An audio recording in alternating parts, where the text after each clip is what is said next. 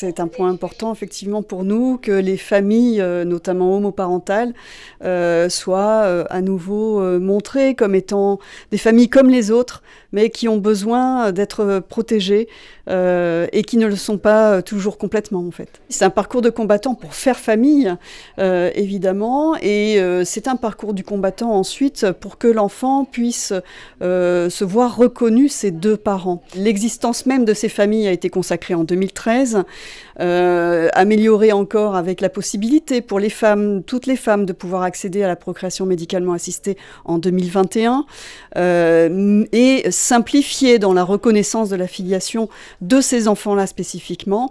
Mais il y a encore beaucoup de chemin. Les enfants nés de gestation pour autrui, dans le cadre des familles homoparentales, ne sont pas reconnus facilement dans leur filiation, dans leur statut, notamment. Les familles à plus de 2 parents ne sont absolument pas reconnus. Et en tout cas, il y a un parent, au moins 1 ou 2 qui sont sur la touche. Et donc, il y a encore du chemin. Moi-même, je suis parent LGBT avec ma compagne. Je suis là avec mon bébé, ma compagne.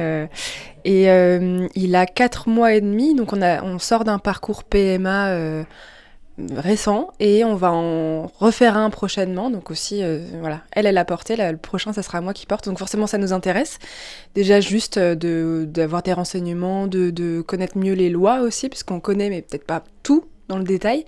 C'est rigolo parce que souvent par exemple quand j'ai mon bébé avec moi, je croise des personnes dans la rue tout le monde parle aux personnes avec un bébé, et ils partent du principe que j'ai porté l'enfant. Il y a beaucoup de personnes qui viennent me parler, et qui me parlent de la grossesse, etc. Et moi, je fais un peu semblant de dire oui, j'ai porté le bébé, parce que j'ai un peu de l'appréhension.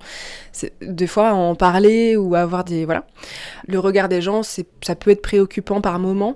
Et c'est vrai que moi, je vois à la fois beaucoup d'ouverture sur les questions LGBT et en même temps des discriminations, je pense, ouais. Des LGBT-phobies en général.